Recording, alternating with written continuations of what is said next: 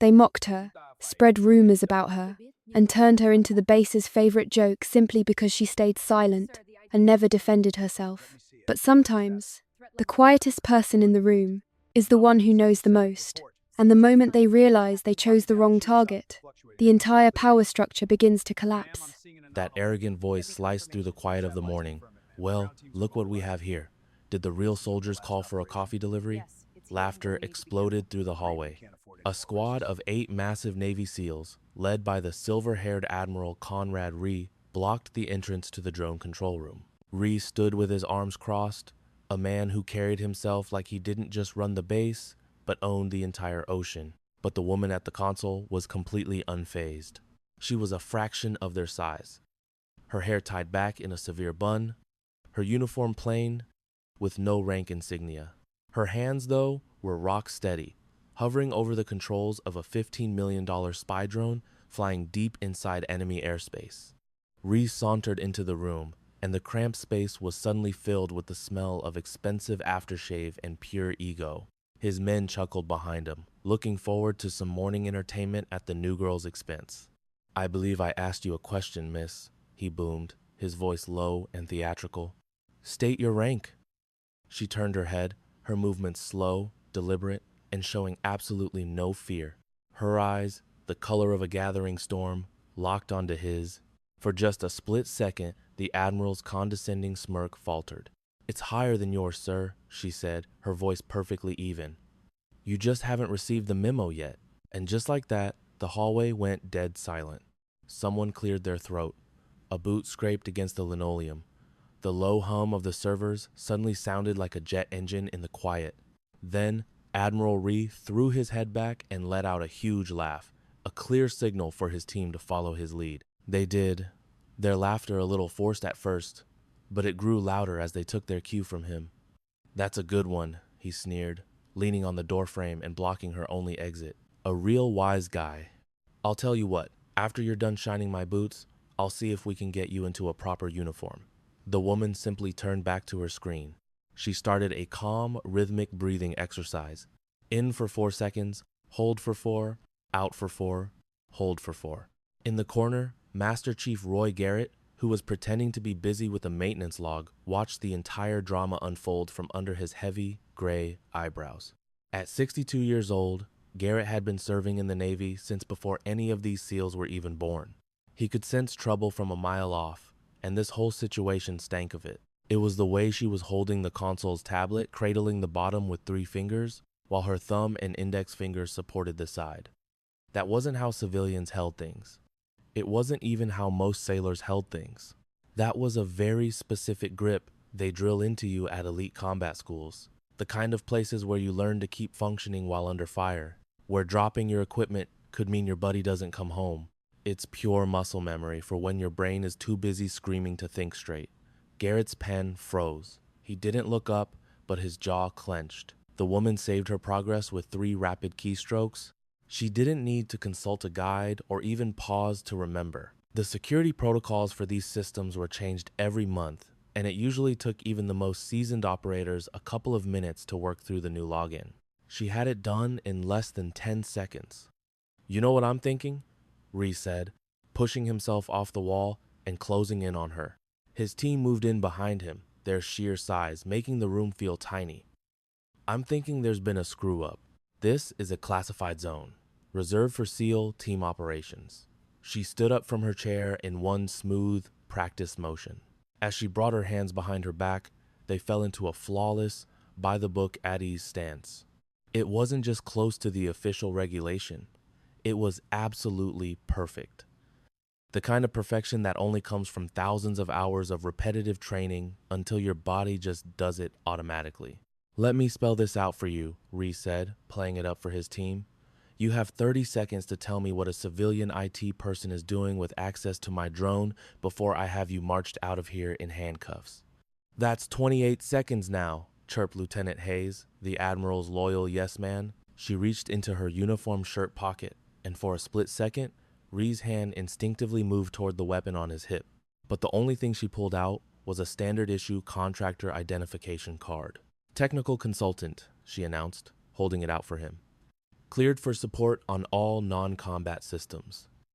Ree snatched the card out of her hand, examining it as if it were a cheap fake. He even angled it toward the ceiling lights, checking the holographic seal.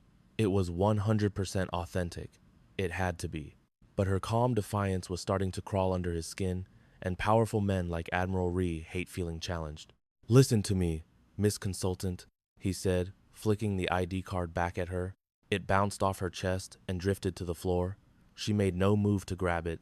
"I don't care what that little piece of plastic says. You will stay out of my way. You do not touch tactical gear. You do not look at classified mission intel. You fix a monitor if it breaks, and only when you're told. And you will make yourself invisible when real operators are in the room." "Are we clear?" she stated coolly.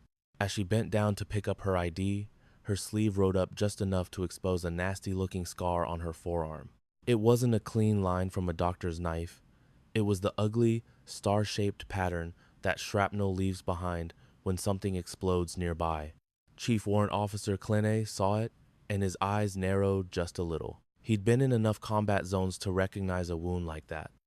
But Ree was already turning his back, dismissing her from his reality. He had a briefing to attend, a training exercise to run, and an entire naval base full of people who jumped when he spoke. Why would he waste another second thinking about some IT girl who probably only got her position because she knew someone?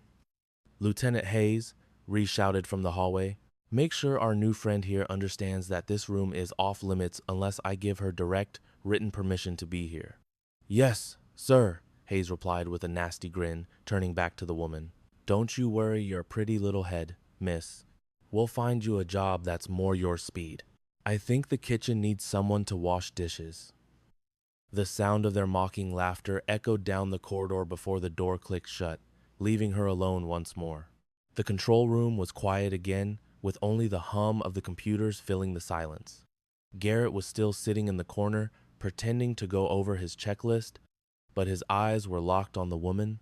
She walked calmly back to her workstation, sat down, and pulled the same diagnostic program back onto the screen.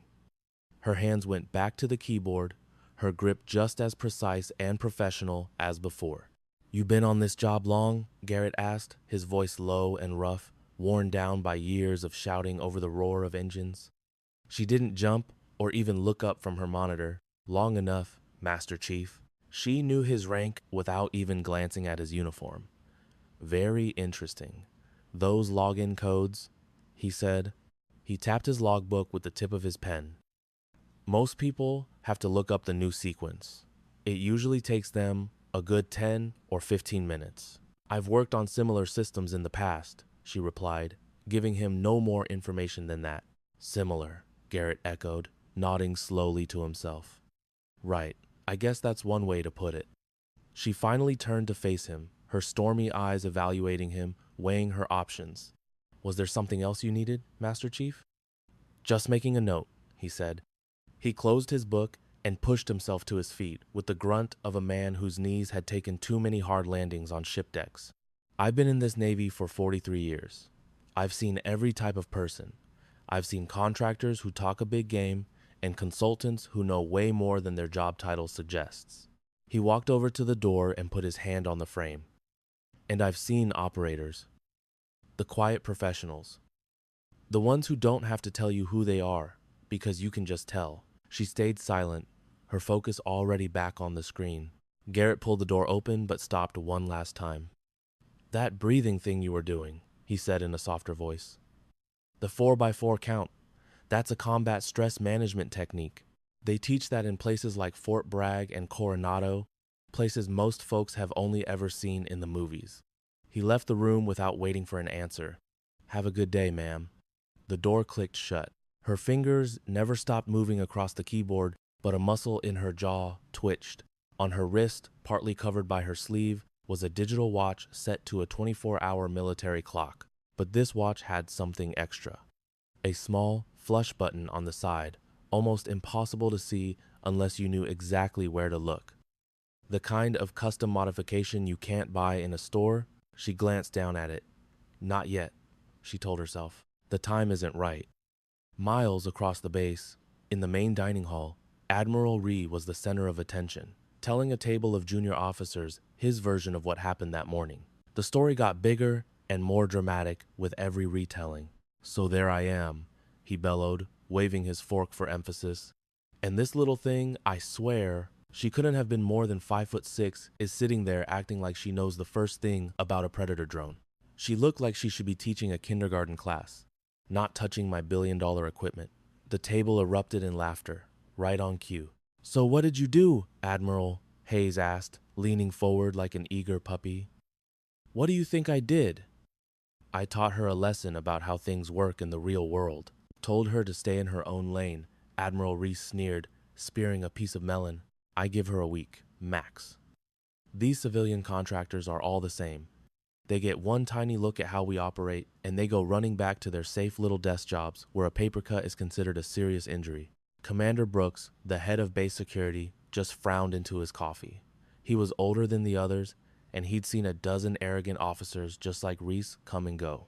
There was a thin line between being confident and being reckless, and the Admiral loved to dance right on top of it. "But this consultant, she had all the necessary clearances?" Brooks asked quietly. "Oh yeah, her paperwork was flawless.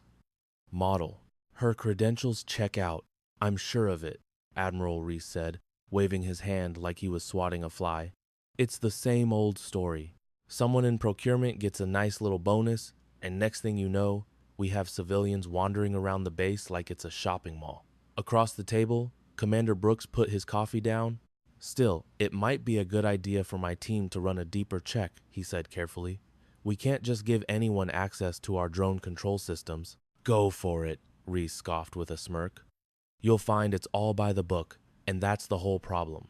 This place is drowning in rules when we should be focused on winning wars." The conversation then moved on to the next big training exercise, a practice beach landing with the Army Rangers. Just another drill designed to prove that the Navy SEALs were the toughest guys on the planet. Reese was in his element, barking orders, planning strategies, and making it crystal clear that failure wasn't just an option, it was impossible. And in the middle of all this testosterone, a quiet woman was supposed to be a simple tech specialist? If you're getting a weird feeling about this, go ahead and hit that like button. And if you enjoy stories where the quiet ones turn out to be the most dangerous, give that thanks button a little tap.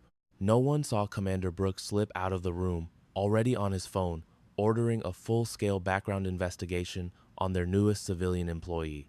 Meanwhile, back in the drone control room, the woman moved through her system checks with a quiet, steady rhythm. To anyone watching, she was just running diagnostics, checking log files, and doing the boring but necessary maintenance of a tech expert. But in the tiny gaps between her official tasks, she was doing something else entirely. She was connecting invisible dots, tracking who was looking at what information, and searching for the digital fingerprints that screamed someone was playing for the other team. Her mission, given to her 3 months ago, was simple: get inside this base, fade into the background, and find the source of a massive intelligence leak. Someone here was selling top-secret battle plans to private military groups. And they weren't just sloppy about it. They were hand-picking the data, timing the leaks to cause the most chaos, and making it nearly impossible to trace. The traitor wasn't just a greedy sellout. They were an expert in military security systems. This meant the mole had to be someone high up, someone with the highest level of clearance who knew exactly how to hide their tracks. Admiral Reese was the most obvious suspect. He had the access and the ego to think he could get away with it. But the obvious answer is rarely the right one. After 3 months of watching and listening, she knew this base was a tangled mess of secrets and rivalries. There were at least 6 other people who could be the mole. So she kept her head down, playing the part of the geeky contractor who was just there to do a job. She made herself forgettable, easy to dismiss, and completely invisible, which was perfect. She just needed a little more evidence before she could bring the whole house of cards crashing down. Just then, a small alert popped up on her screen. Someone was trying to access a file she'd flagged equipment logs from a training mission 6 weeks ago. It wasn't classified, but here's the kicker. That same file had been accessed twice in the last month by 2 different people who had no business looking at it. She didn't sound an alarm or block the access. She just watched, made a note of it, and added another piece to the puzzle. Just then, The control room door swung open. Lieutenant Hayes walked in, trying to look important, but just coming off as a jerk. "Hey, you," he said, not even bothering to learn her name. "Admiral's orders. This station is off limits to civilians during training hours. You need to log out." "I'm in the middle of a system diagnostic," she replied, not taking her eyes off the screen. "I'll be done in about 20 minutes. "Yeah, well, training hours started at 0600, he shot back, waving his hand at her. "So you need to pack it up right now." She quietly saved her work, logged out of the system, and picked up her tablet and a small toolkit. Hayes watched her go, a smug look on his face. It was a tiny power trip, but it felt good to put a civilian in her place. He couldn't wait to tell the guys about it. "You know what your problem is?" he said as she headed for the door. "You civilians don't get the chain of command. You have no idea what it takes to earn a spot here. We spend years training and fighting to belong. Then you show up with a piece of paper and expect the same respect." She paused and turned. "You're absolutely right, Lieutenant," she said, her voice completely flat. "I have no idea what that's like." His smug expression vanished. He had been ready for a fight, for her to argue back. Her calm agreement completely threw him off. "Just stay out of our way," he managed to say, but it sounded weak even to him. She walked out without another word. The second she was gone, Hayes pulled out his phone and opened the secret group chat the junior SEALs all used. "Dudes, you won't believe this," he typed. "The Admiral just put that new contractor in her place. But she's got this major attitude, like she thinks she's somebody special, strutting around here like she owns the place." The replies flooded in jokes, memes, and insults. One guy started a betting pool on how long it would take for her to quit. Another joked that they should make her their personal coffee girl. To them, it was just a bit of fun, a way to test the new person. She'd either learn to take it or she'd leave. Either way, problem solved. The story grew and twisted all morning, with guys adding fake details until the real woman was replaced by a cartoon villain. By lunchtime, it felt like the entire base was in on the joke, and the woman at the center of it all sat by herself in a corner of the mess hall, eating a sandwich that tasted like dust and disappointment. All around her, men were swapping war stories, complaining about drills, and gossiping about who was getting promoted. She just listened, picking up on the hidden currents in the room. She saw who was really in charge, which groups stuck together, and who held the real power, which had nothing to do with the official ranks on their uniforms. Chief Warrant Officer Clean walked in with his crew. He saw her, leaned over, and whispered something to his friends. They all looked her way, snickered, and walked off. The sandwich felt like glue in her mouth, but she forced herself to finish it. She focused on her breathing, falling back into the simple 4-count rhythm they hammer into you until it's automatic. In for 4, hold for 4. Out for 4, hold for 4. It's the same breathing that got her through Hell Week, SARE, school, and missions so secret they didn't officially exist. It was 13:37, according to my watch. My meeting was scheduled for 1400 hours, just a routine sit-down with the base IT director. The official story was a boring review of software patches and network security. The real reason? It was a dead drop, a way to move critical intelligence up the chain without leaving a single digital footprint. I swallowed the last bite of my sandwich, dumped my tray, and started the trek back across the base, the Pacific sun beating down with a crushing heat. This wasn't a dry, desert heat. It was a thick, humid blanket that soaked your clothes and made you feel like you were breathing water. The IT building itself was an old concrete bunker, a relic from a time when the Navy believed a few feet of reinforced concrete could solve any problem. Inside, the air conditioning was fighting a war it had been losing for decades. The director's office was on the second floor, hiding behind a simple plaque that read, "Commander James Walsh, Information Systems." I knocked once. It's open. Walsh was maybe 45, but he looked like he was knocking on 60's door. He'd spent way too much of his life staring into the glow of a computer screen, chasing digital ghosts, and trying to plug security holes in systems that were ancient before he even signed up. He was a sharp, dedicated guy who had absolutely no idea that the woman walking into his office had a security clearance so high he wasn't even cleared to know it existed. Good, "You're on time," he said, waving a hand toward a chair that was completely buried under a mountain of tech manuals. "Just push that stuff onto the floor." Right, so we need to go over these new firewall updates. The latest memo from Cyber Command is a total nightmare for our setup here. I slid a stack of books to the floor, sat down, and powered up my tablet. For the next 10 minutes, we went through the motions. A mind-numbingly dull and perfectly believable chat about network protocols, update schedules, and annoying tech vendors. Finally, Walsh leaned back in his chair, stretched, and rubbed his tired eyes. "I'm gonna go grab some coffee. Want anything?" "No, thanks. I'm good," I replied. The second the door clicked shut, my internal stopwatch started. I had about 6 minutes. Walsh was a man of routine. The break room was 2 floors down, and he always took the stairs to get his steps in. He liked his coffee black, with 2 sugars. His round trip from desk to break room and back took exactly 6 minutes. I knew because I'd already timed him on 3 separate occasions. I was at his computer in a heartbeat.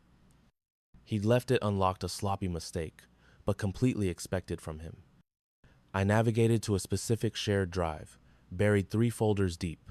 There, I created a new encrypted file, disguised to look like a routine system log. Inside, I dropped the package I had been building: network access patterns, strange file timestamps, and a list of user IDs that had no business being on the official employee roster. The upload finished in seconds. I wiped the local copies from my device, erased his recent file history, and was back in my chair with time to spare. The whole thing took 5 minutes and 40 seconds. Walsh walked back in at 6 minutes and 15 seconds, a little tight. He was holding 2 cups. "Changed my mind about you," he said, placing one on the desk in front of me. "You look like you could use one." I took it and had a small sip.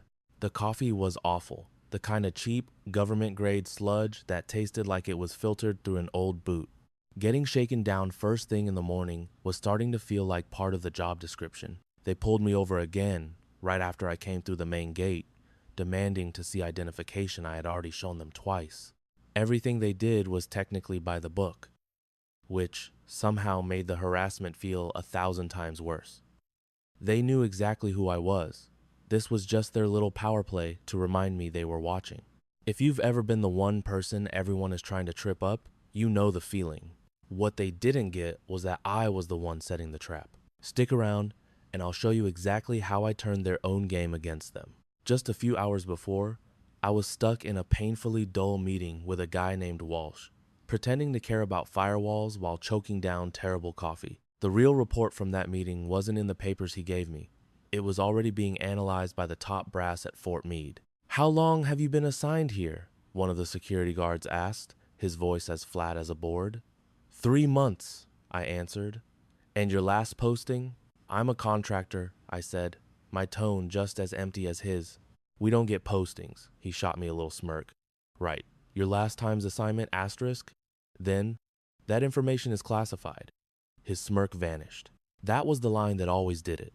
The two of them shot each other a quick, nervous look. A civilian pulling the classified card is a massive red flag. Most of the time, it's a bluff. But every now and then, it means you're dealing with someone so high up the chain, their credentials can't even be checked at this level. "We're gonna have to call that in," the first one said. "Go right ahead. The number is on my paperwork." And they would call. A real person at a real agency would pick up and confirm every word I said. My cover was ironclad, built on the sacrifices of agents who weren't as lucky as me. They finally cut me loose around 4 p.m. My living space was basically a concrete box with a cot and a desk that looked like a leftover from the Cold War. It didn't bother me. I've slept in places that would make this room look like the presidential suite. I've been on missions that would have mentally shattered most people before the first week was over. I sat on the edge of the squeaky mattress and gave myself exactly 60 seconds. 1 minute to drop the act, to breathe like a normal person, to just be me.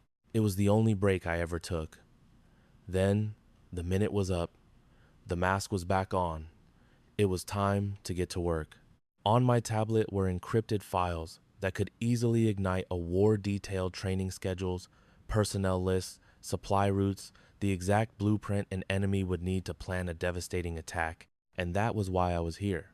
Someone on this base was selling those secrets, and I was the one sent to plug the leak. My list of potential traitors was starting to get shorter. There was Reese, the commander who micromanaged every tiny detail. There was Hayes, a guy who seemed like he'd have a stroke if you snuck up on him. You had Klein, the tech chief who knew way more than his job description called for. And then there was Brooks, the head of security, whose random inspections felt way too targeted to be random at all. Any one of them could be the mole, or worse, they could all be in it together. There was only one way to find out for sure. I had to shake the hornet's nest and see what came flying out. And tomorrow was the day I was going to start making a whole lot of noise. My plan was simple. Go places I wasn't supposed to go and access files that would set off every alarm bell on the base's network. I had to apply so much pressure that the traitor would be forced into making a clumsy mistake, a mistake that would expose them. As the sun started to dip below the horizon, painting the sky in streaks of orange and purple, I thought about the thousands of good men and women serving on this base, holding the line day in and day out. The vast majority of them were heroes, but not all of them. There's always one who decides to betray that trust. I set my alarm for 4:30 in the morning. I wanted to hit the main control room right at the shift change when the night crew was dead tired and the morning crew was still shaking off sleep. It was the perfect window of opportunity to get inside and the perfect moment to see what would happen when I finally stopped following the rules. Sleep found me instantly. It's a survival skill you learn in my line of work. 4 hours later, the alarm on my watch vibrated me awake. I got dressed in the dark, pulling on the same boring contractor uniform, and did a quick mental check. ID badge, tablet, tools, and the watch, with a tiny, hidden panic button I hoped to God I'd never have to press. At 5 a.m., the base was a ghost town, eerily quiet except for the hum of machinery and the distant movements of maintenance crews sticking to the shadows. I moved through the silent hallways until I reached the main control room. My access card beeped, and the lock disengaged with a soft click. Inside, a single young operator was slumped over his console, looking like he was about to pass out. "Morning," I said quietly. He nearly jumped out of his skin. "Whoa, morning, ma'am." He was just a kid, probably on his first deployment, all nervous energy and apologies. "You're in early."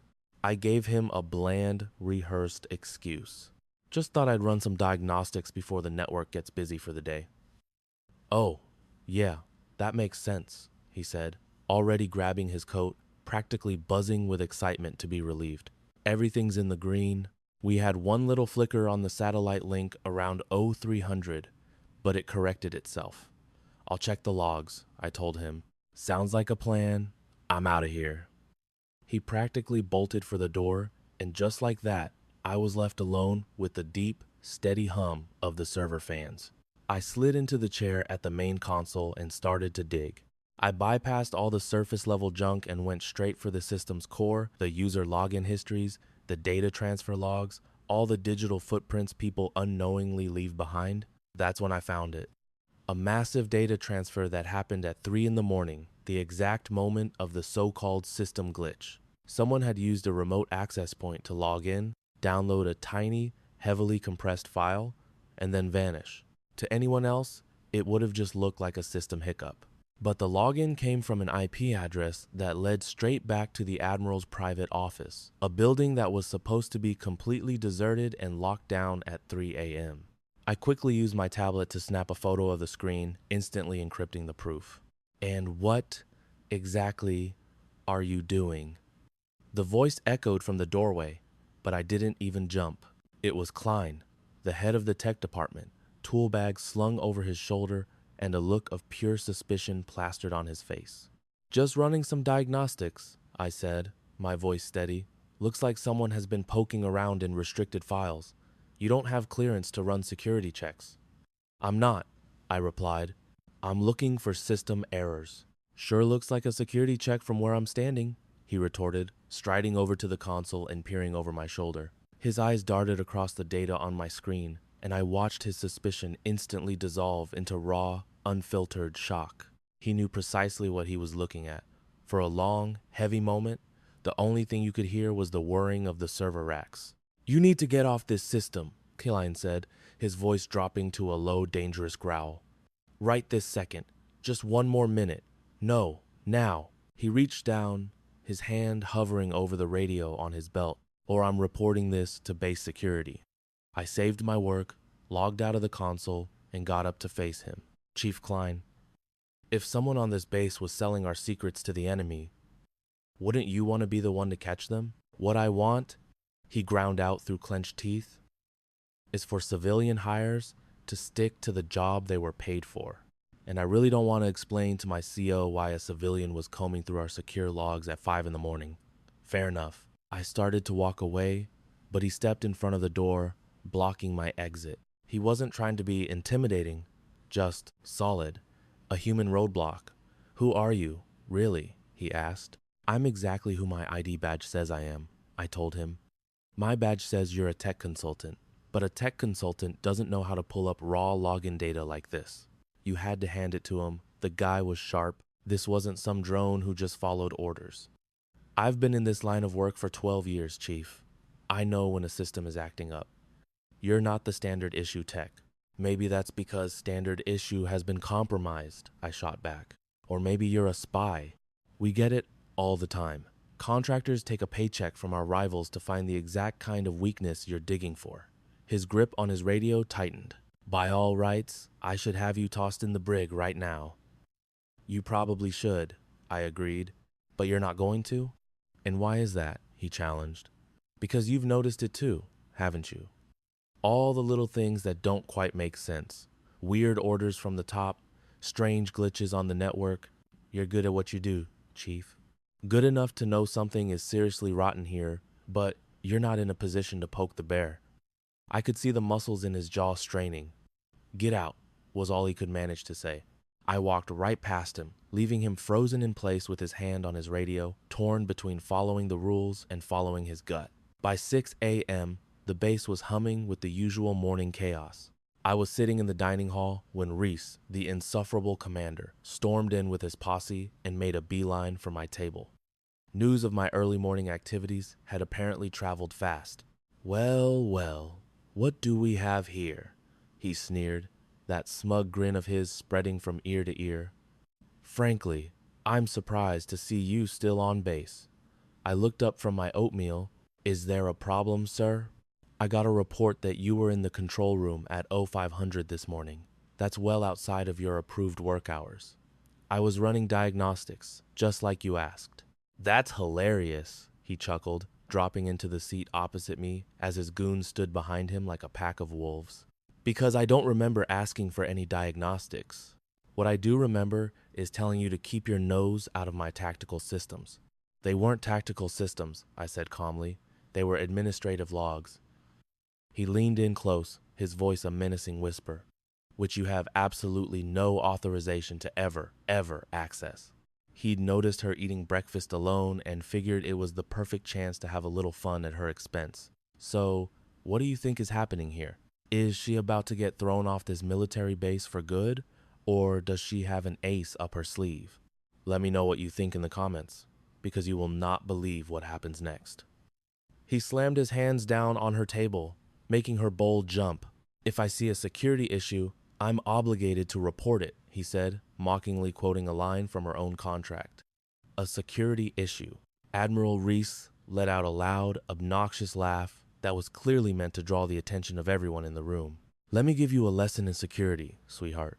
The only issue I see is a low-level contractor hacking into our networks and then trying to hide behind some rulebook when she gets caught. She didn't so much as flinch. I'm not hiding. No. He leaned in, his voice practically oozing with venom. You're just sitting here, enjoying your breakfast, as if you didn't just commit a handful of federal crimes. So let me tell you how this is going down. You're going to finish that, then you're going to go pack your bags. After that, 2 of my men will personally escort you off this base. And if you are very, very lucky, he hissed, we won't press criminal charges. She met his gaze without a hint of fear. I haven't breached any secure data. Chief Klein says you did, and his word is more than enough for me. So, it was Klein who had ratted her out. It was a letdown, for sure, but not entirely unexpected. In that case, the chief can submit his evidence through the proper channels. Proper channels? Reese's face started turning a blotchy red. You think you can call a lawyer and squirm your way out of this? You think the rules matter when I've got you dead to rights? She let the silence hang in the air, letting the tension build until it was so thick you could almost taste it. With all due respect, Admiral, she said, her voice like steel, if you're going to accuse me of a crime, you should probably get your facts straight first. My facts are straight.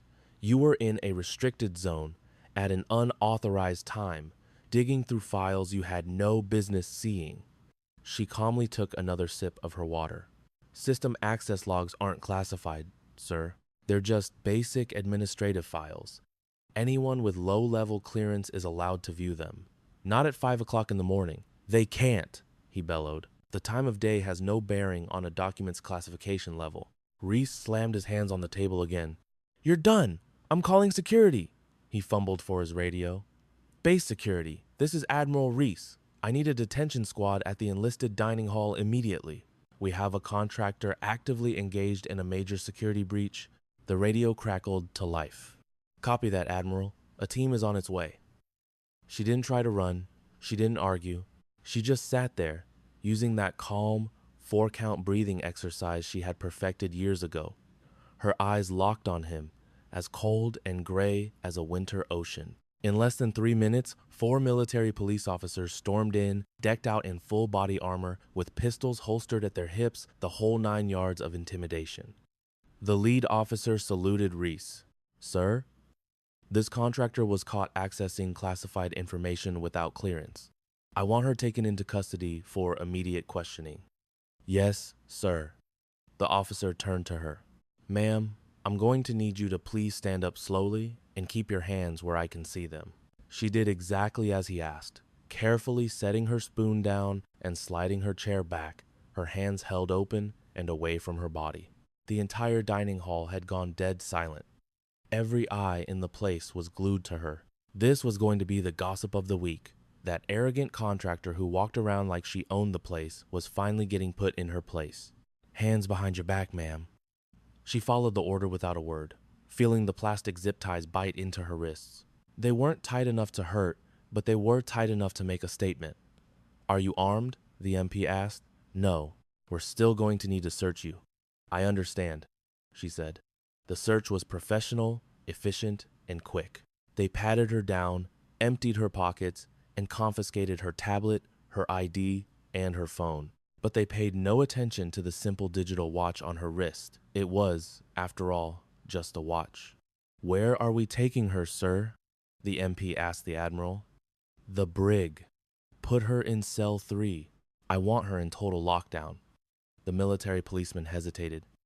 Sir, cell 3 is for high-risk prisoners. Are you questioning a direct order? Reese snapped. No, sir.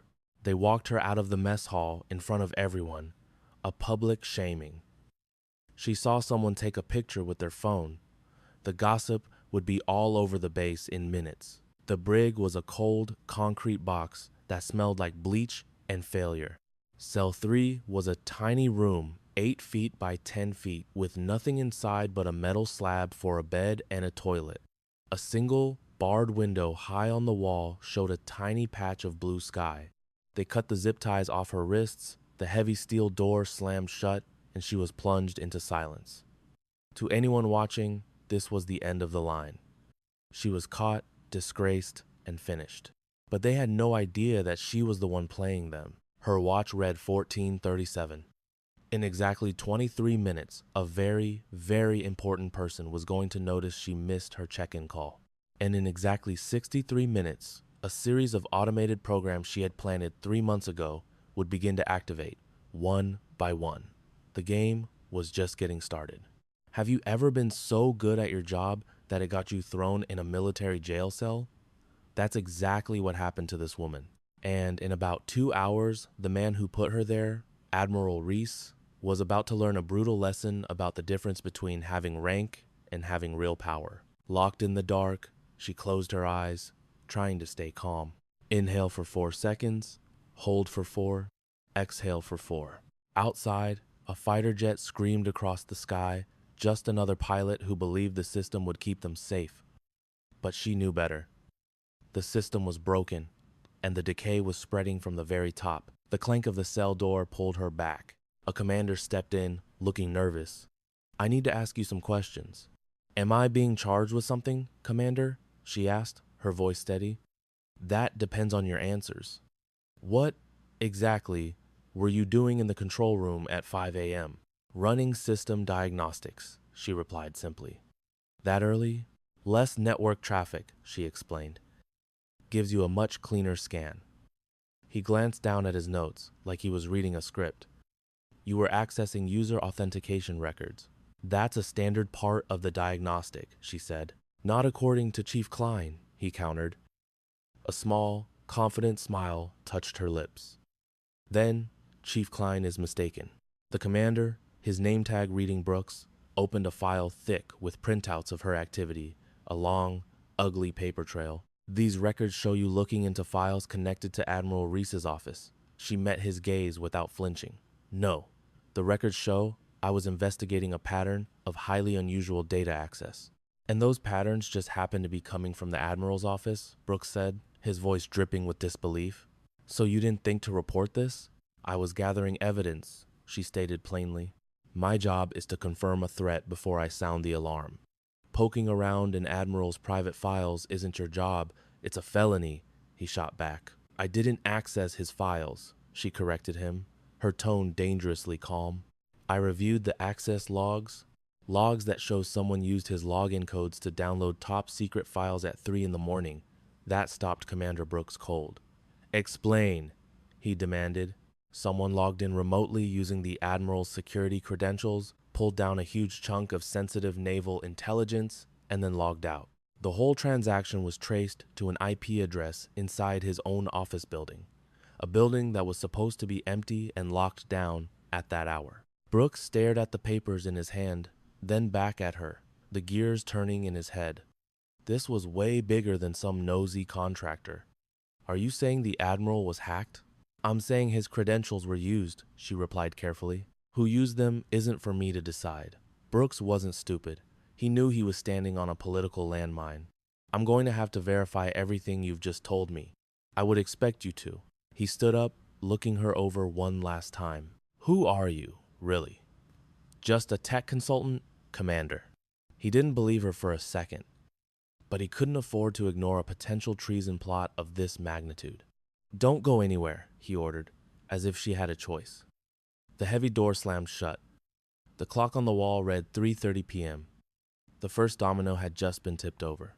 The watch on her wrist suddenly felt like it weighed a ton. It had a tiny, hidden button she hadn't touched in 3 whole months, an emergency-only beacon.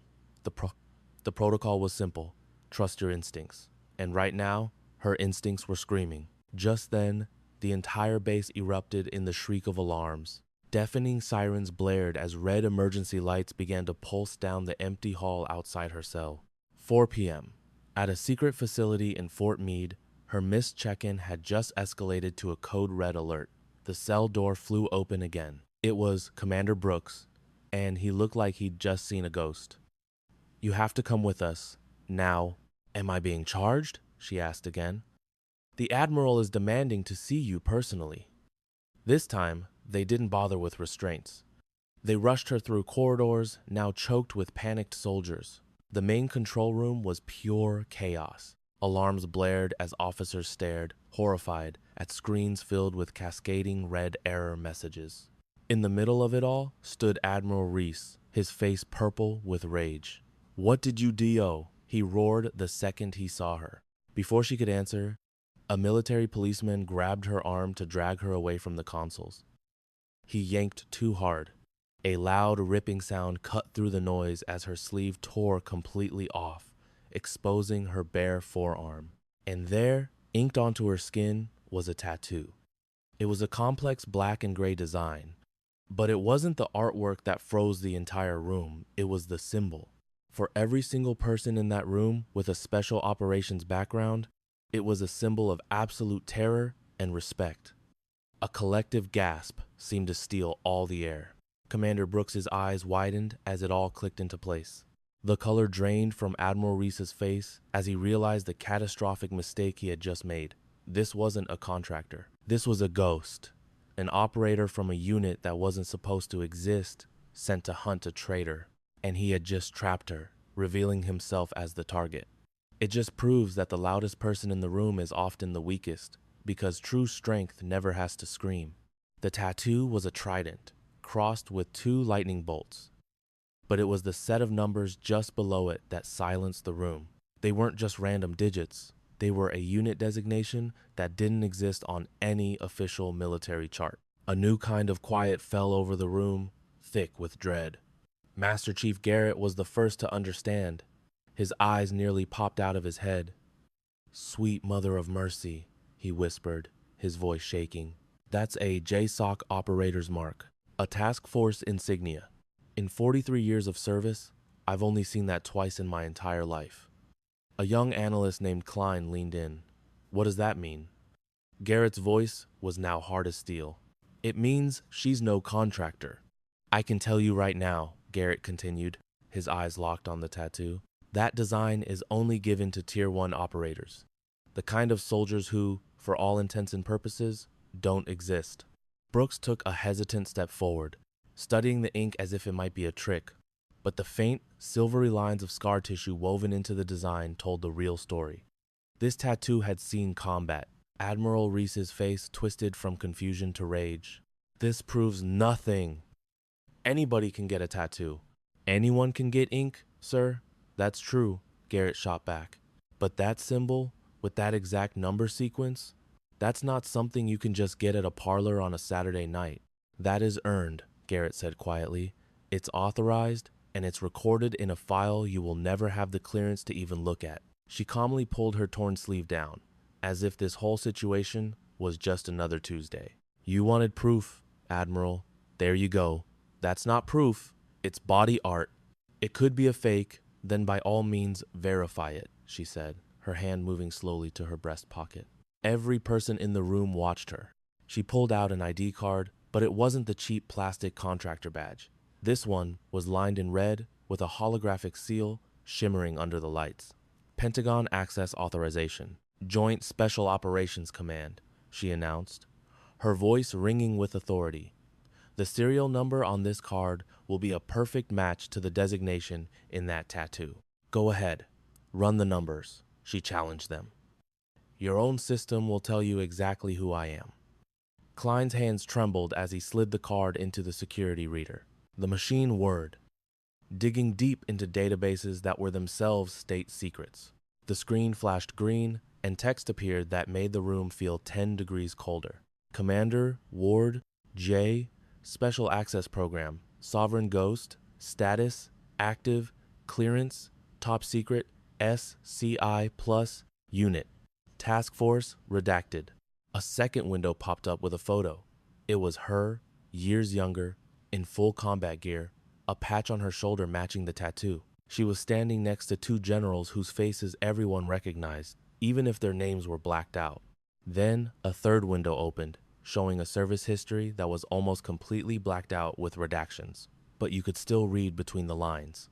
12 years active duty, dozens of deployments, a list of awards so secret they were only identified by code, a Purple Heart, a Bronze Star, and at the very bottom of the file was an official certificate of death dated 2 years ago, killed in action, Syria. Commander Brooks's voice was barely a whisper. You're supposed to be dead." "On paper, I am," she replied. Klein spun around in his chair. "Sir," he said to the now silent Admiral, "her security clearance is higher than anyone on this base, including you. It would take an order from the Pentagon itself to see her full record.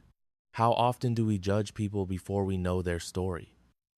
They called Commander Ward a ghost, a paper pusher sent to their top secret base to fill a quota. They had no idea she was a hunter, and she'd been tracking the biggest traitor in naval history for months. If you've ever been underestimated, you're going to want to share this, because the quiet ones are the ones you have to watch. Ward stood calmly in the command center as Admiral Reese, a man with a chest full of medals, completely lost his cool. "This is ridiculous," he roared, his knuckles white against the console. You can't just lock down a whole facility. We have protocols. You're right, sir, Ward said, her voice quiet but firm. And there are protocols for when we suspect a commanding officer is selling out his own people, getting them killed. When the system itself is compromised, just then, a security audit flashed across the main screen. It was a sea of red alerts, a digital crime scene, and every single flashing red light traced back to one person, Admiral Reese. He just stared, his face crumbling. That's not real. That data was planted.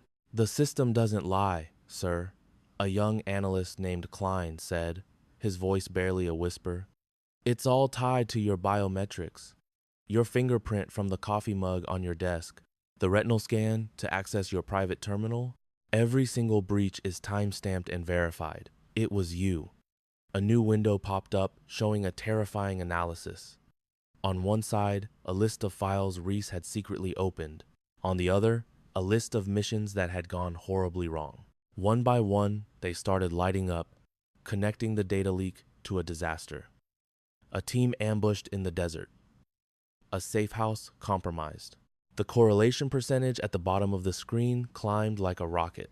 70%, 85%, then 93%. Klein looked like he was going to be sick. Sir, he stammered, every time you access tactical plans, the soldiers on that mission were hit within 72 hours. The pattern was undeniable, a mathematical certainty of betrayal. Commander Brooks, the base security chief, quietly unclipped the strap on his sidearm. It wasn't a threat, just a statement. The game was over. Admiral, Brooks said softly, I need you to step away from the console. This is insane, Reese shrieked, backing away. You're going to trust this digital ghost story over a man who gave 30 years to his country? 30 years of building a reputation? Ward's voice cut through the noise. 30 years of earning trust. And then you decided to sell it all. You sold out your own men and women to a private army for cash. Tell me, Admiral, how much is a soldier's life worth these days? Reese flinched. Project Nexus, he whispered. Nexus Strategic Solutions. Ward corrected him. You've been feeding them our highest level secrets for 8 months. And our friends in financial crimes found the payments, Ward continued, as another screen lit up. Every time a mission plan was copied, a 6-figure deposit landed in an offshore account you thought was invisible. The screen showed a complex web of wire transfers and shell companies, a clear, undeniable trail of dirty money. At that exact moment, a new sound cut through the tense silence of the lockdown, the unmistakable whump whump whump of helicopter blades. 4 Blackhawks were descending on the helipad, not the usual transport birds, but heavily armed mobile command units. The kind that only show up when a 4-star general is on board or when things have gone completely sideways. Reese's face went as white as a sheet. Who did you call? He choked out. I didn't call anyone, Ward said, watching them land. The mission protocol did. It's an automatic trigger. I missed my 1600 hours check-in. It's a failsafe for deep cover agents, she explained calmly, as if discussing the weather. One missed call, and a high-priority team is scrambled to secure the agent and all the evidence. The helicopter doors slid open, and 4 men stepped out. Even from a distance, the stars on their shoulders gleamed in the afternoon sun. Full generals. And they were walking like they were on a mission, not a social call. Reese spun back to Ward, his anger gone, replaced by pure desperation. Okay, listen to me. The backup power for this lockdown is going to fail in 45 minutes. If you want to do this by the book, we have to secure this evidence now, before the system goes dark and you lose everything. How convenient for you, Ward replied, her voice laced with ice. It's the truth. Check the power logs.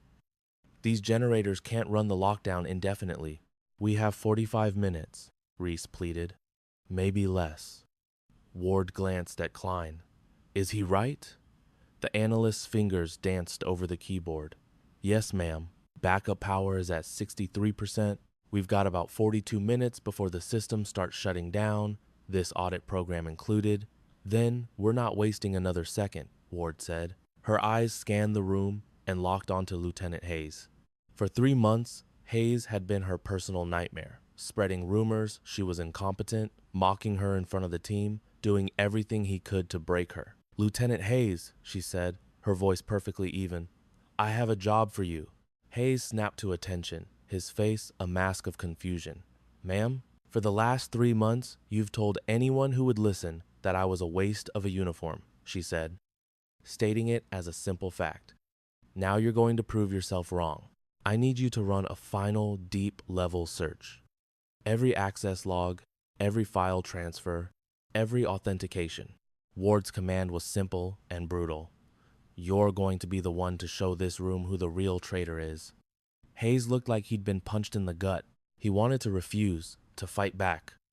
But one look at Reese's terrified face and the mountain of evidence on the screens told him it was over.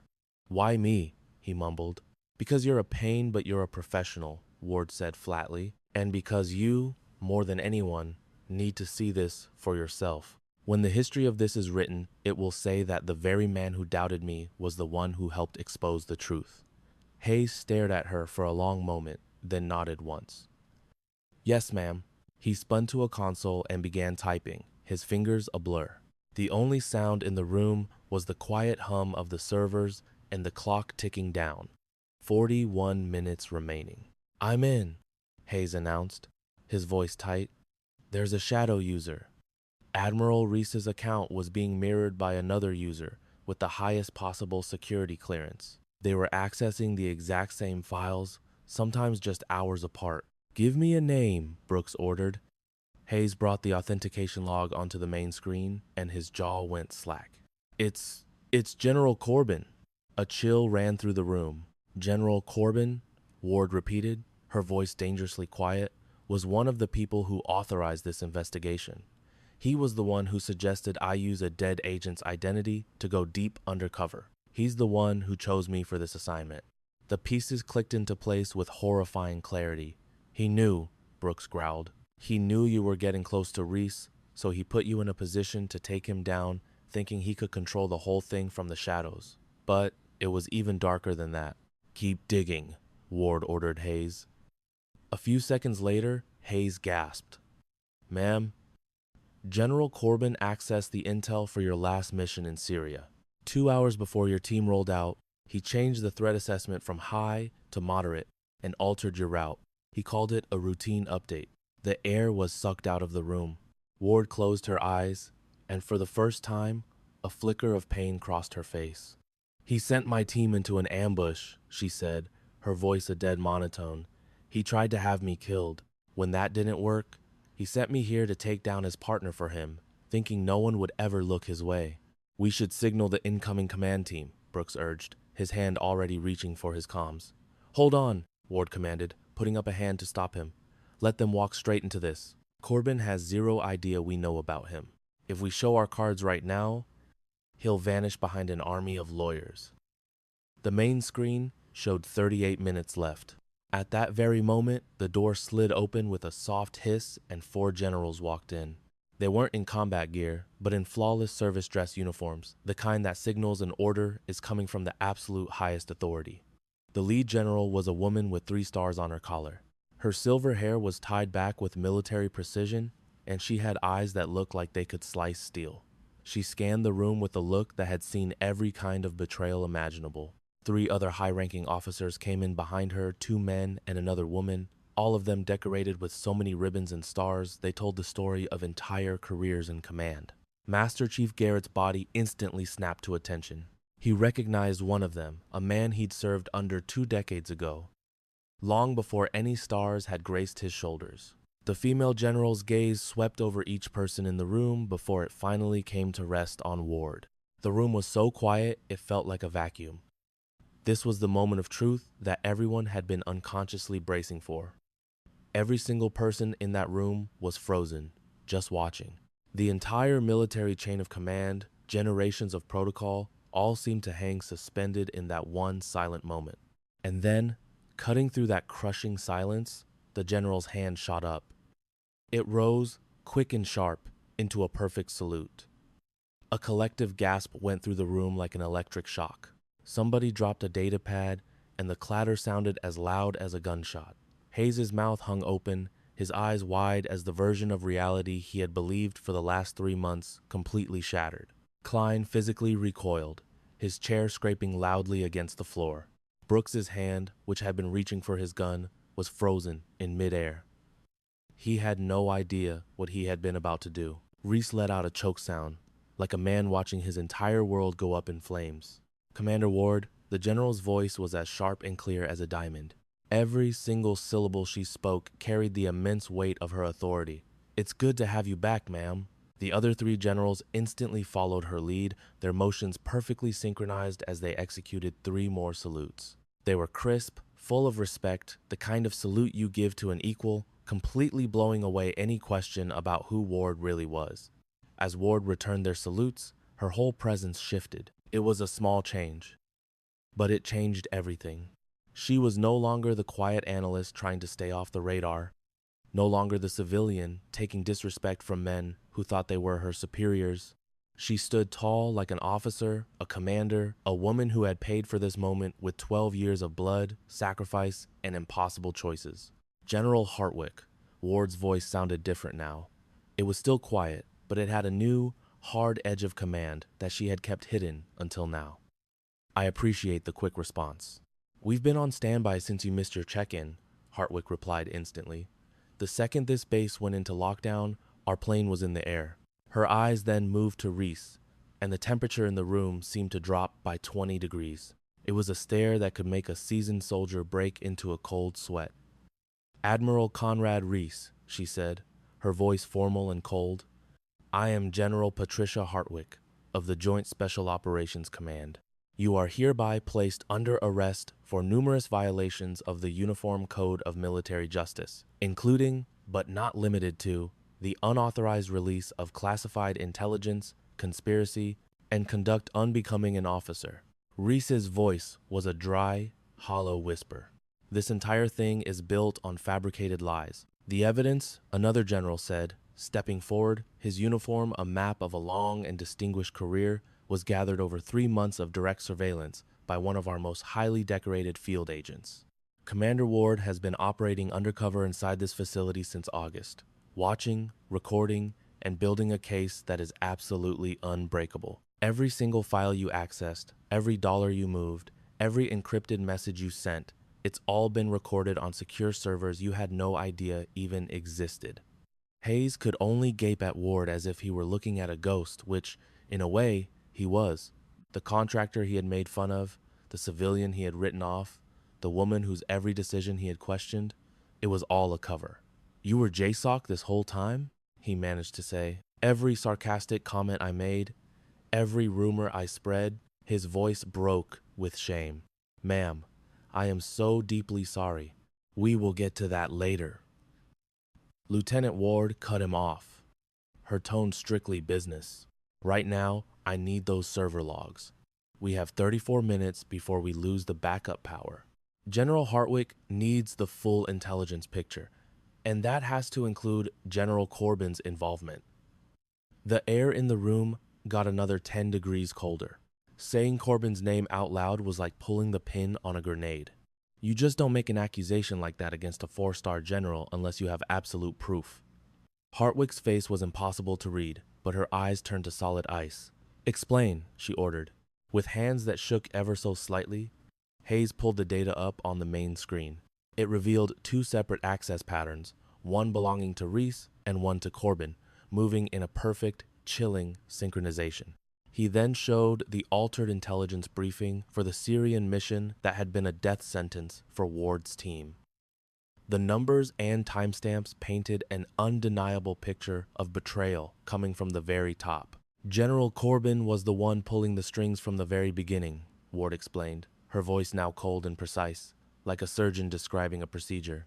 "He's the one who compromised Reese, he set up the shell companies, and he personally shut down any internal investigations that started getting too close." She made eye contact with Hartwick. "And when your operation needed a ghost operative to go deep undercover, he served me up on a silver platter. He put me in a position to take the fall right alongside Reese, which would keep his own hands clean as the head of the oversight committee." "Where is Corbin right now?" Hartwick demanded. Brooks frantically scanned the base's security footage, his voice strained. He drove off the base 20 minutes before you put it on lockdown. That is not a coincidence, Ward said bluntly. He received a warning. Someone in your command structure tipped him off. He knew my check-in window down to the second, and he knew exactly when it was time to get out. A small muscle twitched in Hartwick's jaw, the only outward sign of the absolute firestorm of rage brewing just under her calm surface. We will find and plug that leak. Right now, we secure Reese. Then, we will hunt Corbin down using every resource we have. She gave a small nod to the military police, who moved in with a quiet, practiced efficiency. They read Reese his rights as they secured him with restraints used for high-value prisoners. A last, official signal that it was all over and there was no escape. As they walked him out, Reese stopped and looked back at Ward, his eyes begging her for some kind of explanation. How was the only word he could manage to say. It started back in Syria, she said, her voice just above a whisper. It started when I woke up in a field hospital, the sole survivor, with the certain knowledge that someone had sold out our position. My soldiers weren't just killed in a random ambush. Her words hung heavy in the silent room. I've been a ghost for 2 years, Admiral.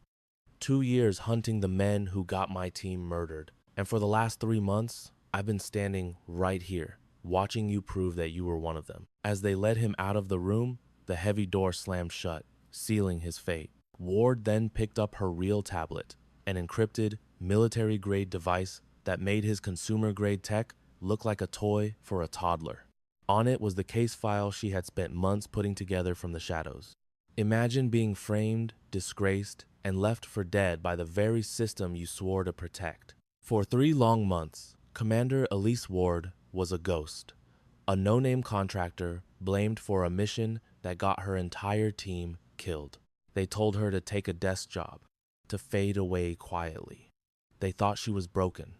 They were dead wrong. If you've ever felt overlooked or underestimated, you're going to want to see how this plays out. Because tonight, the ghost is back and she's about to expose a conspiracy that goes all the way to the top. General, she said, her voice steady as she turned the screen to face him, this is so much bigger than a couple of dirty officers. We're looking at 16 others, 4 private contractors, and 2 congressmen. They've been selling out our soldiers for kickbacks on faulty equipment. The general's face was a mask of stone, but Ward could see the truth in her eyes. Justice was finally coming. For 90 days, Ward had walked these halls as a nobody, enduring the whispers and the pity. They'd offered her a quiet retirement, a way to lick her wounds. But her reply had been ice. With all due respect, ma'am, she'd said, I'll rest when every single person responsible for my operators' deaths is behind bars, not a second sooner. Her plan was simple. Use the arrest of one corrupt admiral to scare the bigger fish into making a mistake. They warned her it could take years. She never blinked. I know, she replied. I'll do whatever it takes. Another general who had been silent allowed a small smile. She gets that stubbornness from you, Patricia? The head of the operation just nodded. We'll brief you on the next phase in the morning. For now, you are officially Commander Ward again. Welcome back. As she saluted and turned to leave, a familiar figure stood in her way. The old Master Chief who'd been watching her since day one. Ma'am, can I speak freely? Go ahead, Master Chief. He began listing things only a true professional would notice. Her tattoo, the way she instinctively handled a drone controller, the 4-count breathing she used under pressure. I knew something was off about you, he confessed. I just couldn't put my finger on it. He snapped to attention, his salute razor sharp. Should have recognized the Joint Special Ops training. I went through that same hell back in '98. A small smile finally touched Ward's lips. You have an impeccable record, Roy. You could have exposed me a dozen times, but you trusted your gut instead. Thank you.